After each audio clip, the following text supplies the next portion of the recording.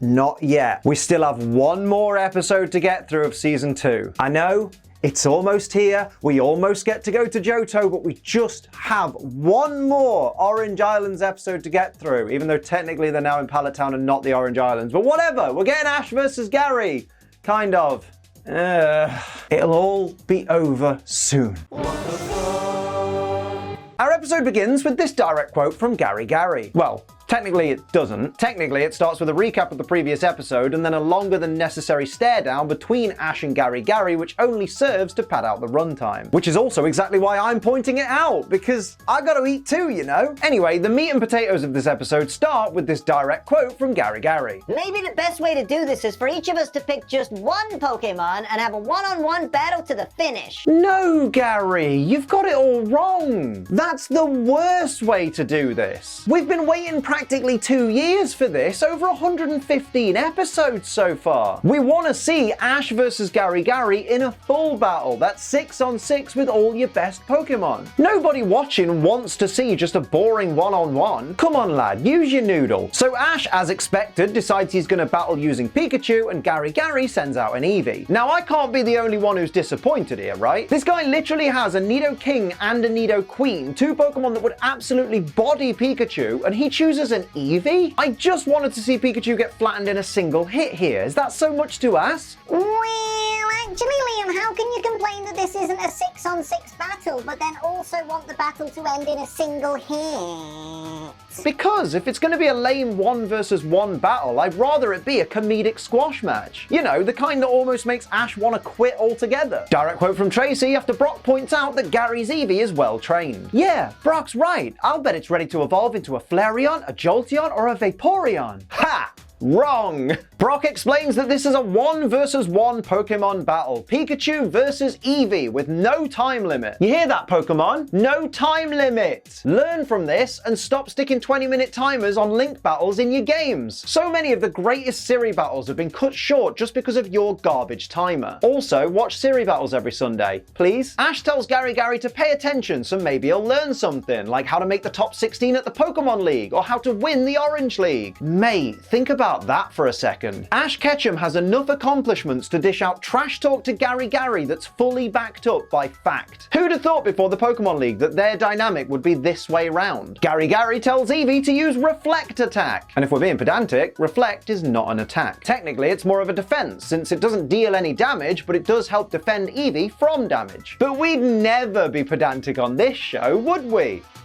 Misty guesses that since Eevee's Reflect is so strong, Eevee must be at a very high level. Yet another example of Pokemon levels being canon in the anime. I wonder how long it's going to be before they start ignoring them again. Ash tells Pikachu to use Thunderbolt, and Gary's Eevee uses Double Team, so Pikachu Thunderbolts each of the copies, working its way through them to find the real Eevee. Ash then tells Pikachu to stop, because apparently it's no use. Mate, he'd already gotten rid of 5 of them. He was practically halfway through. Surely hitting all of them until you get to the real Eevee is the best play here, since it gets rid of all the clones. Are you trying to throw the match, lad? Eevee then defeats Pikachu with Skull Bash. Well, I bet you wish you hadn't stopped Pikachu working its way through all the Double Team Eevees now, eh? Never forget, Ash could have easily won this battle, but as always, Ash is a numpty. Pass it on. Now, if you're not a numpty, hit the like button, share this video on social media, and of course, leave a lovely comment down below. And if you can't think of a lovely comment, leave something generic, like Gary, he's our bloke, he outplayed Ash and made him choke. Or just comment the name of the secret Pokemon I've hidden somewhere in the video. And if you're new here, hit the subscribe button and turn on all notifications so you never miss an episode of WTF Moments or anything on my channel. We're currently at 1.75 million subscribers, and I know it doesn't look like that right now, but if you subscribe today, maybe YouTube will add the extra 0. And don't forget to come and check out my live streams on Twitch, or you'll miss out on stuff like this. No. Oh! Is that a Misdreavus? Yes! Put your screen full, put your screen full. Wait. Slow down. I'm about to save. Shit, okay. They run away, so be careful. Yeah, I'm gonna get a berry out. Get it. The baby! Your first shiny on stream. Yay! I did it! The baby. Hell yeah! Happy with that. So it turns out Gary can spin a Pokeball on the tip of his index finger. That's cool and all, mate, but if you'd have practiced battling instead of learning to do that, you might have had a chance at the Pokemon League. As Gary leaves, I can't help but notice. Mate, where's your blanket? He turned up last time using a blanket as a cloak, and now it's nowhere to be seen. Did he leave it behind? In fact, he doesn't even have a backpack. Where does he keep all his stuff? Mate, how can you honestly say you're changing your underpants every day if you don't even carry extras with you? Hey, do you remember when Ash had a Butterfree?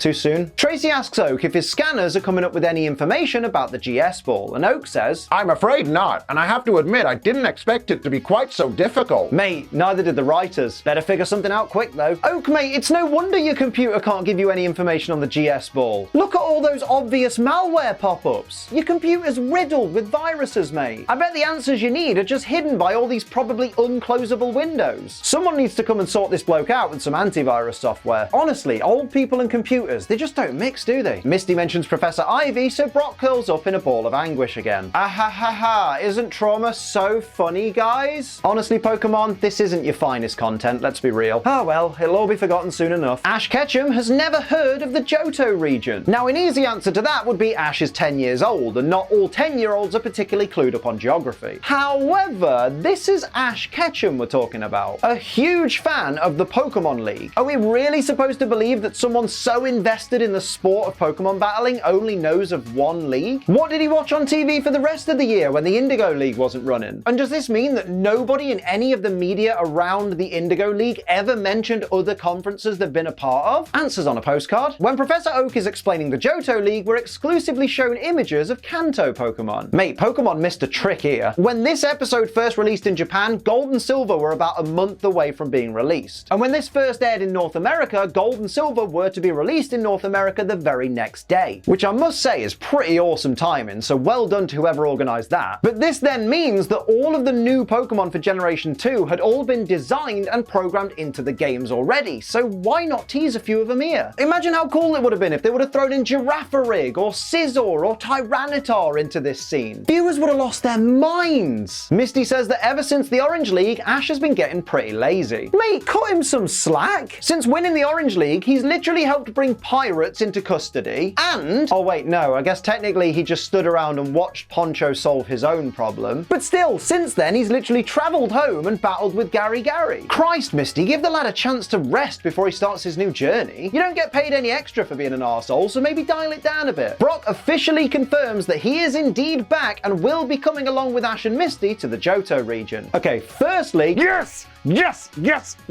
thank fuck for that. Yes! I'm very happy. We've missed having you around, Brock, and it's going to be great having you back. Until, of course, you inevitably leave again, but I guess we'll cross that bridge when we come to it. Secondly, hang on, mate. You're talking about helping you guys, but Misty hasn't even said she's coming yet. Like, for all we know, she might want to go see her sisters, her Horsey, and her Starmie back in Cerulean City. And shouldn't you stop off and see your family before you leave? Granted, Misty does confirm she's coming with them right after, but still, never assume. Professor Oak gives the GS ball back to Ash and then shows him a picture of Kurt, who he calls the famous Pokeball designer. Wait, is he a Pokeball designer that's famous? Or has he just designed some Pokeball that itself happened to become famous? What? He didn't specify. Direct quote from Oak. If anyone can figure out the GS ball, it's Kurt. Yeah, don't hold your breath, mate. When Oak refers to New Barktown as the town where new beginnings blow and raises his arms, the windows open and a breeze rolls in. And I jizz in my pants. No, don't get me started on that. That is a blast from the past. However, Oak is a psychic type. Confirmed. Listen, I don't want to be picky, but mate, who the hell chose this picture of Dugong for the Who's That Pokemon? Like, come on, lads. Surely this is somewhere where you want to showcase a Pokemon, so you'd want to use the best picture you have of it. So why on earth did someone pick this picture of Dugong where it's not even facing the right way? It looks like fucking Sans, mate. Never before has a single image of a Pokemon made me less interested in that Pokemon than this picture of Dugong. Pokemon, you done goofed here, lads. In the next scene, Mimey, for some reason, doesn't have the red circle that's normally in the middle of its chest. Wait, Are those things removable? Can he remove the ones from his shoulders and hips too? If that's the case, then what purpose do they serve? Are they for padding? Apparently Professor Oak called ahead and told Delia that Ash would be heading to Johto. Oak, mate, way to give away the surprise. What's worse is you basically live next door, so you must have had to run to the phone the moment Ash and friends left your house. God, don't you hate people who are so eager to leak information? Ash is put off by his mum being so happy about him leaving. Mate, think of it this way. With you gone, there'll be no one else home, which means there'll be no risk of someone just walking in when Professor Oak's popped over for a little bit of a Pokédex update, shall we say. A little bit of the old professor's research, so to speak. A cheeky little energy retrieval. No, that really doesn't work in this case, does it? But I said the word energy though, so GFuel! That was my worst segue of all time, but you know what? This is my favorite drink of all time. This is GFuel, an energy formula with barely any calories, zero sugar, and a whole heap of wonderful flavors. And if you use our channel's code, which is the code ACE, A-C-E, you can get yourself 10% off your GFuel order. Oh, that is so beautiful. Go pick yourself up a tub of raspberry iced tea. Stock up on any of the flavors you're short of, or any of the new flavors of GFuel that are available right now, or get yourself a starter pack. You can pick up a starter pack including our official shaker, the Gary 2. Get them while they last, because there ain't that many of them left. And of course, use code ACE when you do to save 10% off your order. Remember though, GFuel is for over 18s only, because children don't need caffeine. They don't need to be anywhere near it. They're annoying enough as it is. And because it contains caffeine, drink it responsibly. Don't be a dickhead. When Delia asks Brock to run to the market for her, he replies, Mrs. Ketchum, your wish is my command. Just say the word and I'm at your service. Brock, mate, she just did say the word. She literally asked you to go to the market for her. Pay attention, lad. I know it's your last day, but still. After fighting over who gets to go to the market for Delia, Brock and Mimey sprint off down the road without the shopping list. Brock and Mimey are a pair of grade A numpties. Pass it on. This is one of those scenes where you really have to go back and watch it to fully understand what I'm getting at, but I'll try and explain it as best I can. Basically, Team Rocket are walking towards the camera, using these long sticks to help them, you know, because they're tired a week or whatever. But the animators have only animated the characters moving. The ground doesn't move past them as they walk ahead, and the trees and the sky in the background all remain completely static too. So ultimately, it just looks like they're walking on the spot with their feet sliding under them with each step. Honestly, go back and watch it. It looks shite. Now, as always, credit where credit is due. Meowth pointing and telling Jessie and James, Look sharp! and James looking at Meowth's claw and replying, sure does, got a genuine chuckle out of me. Well played, Pokemon. Well played. Direct quote from James after Meowth points out Gary. If we get him and Pikachu, we'll have a brat and a rat. Wait, so you're planning to steal someone's Pokemon and kidnap a child? It seems Team Rocket are branching out into much darker crimes these days. When reciting their motto, Team Rocket miss out the lines to denounce the evils of truth and love and to extend our reach to the stars above. And I hate it. I absolutely hate it. Never do that again.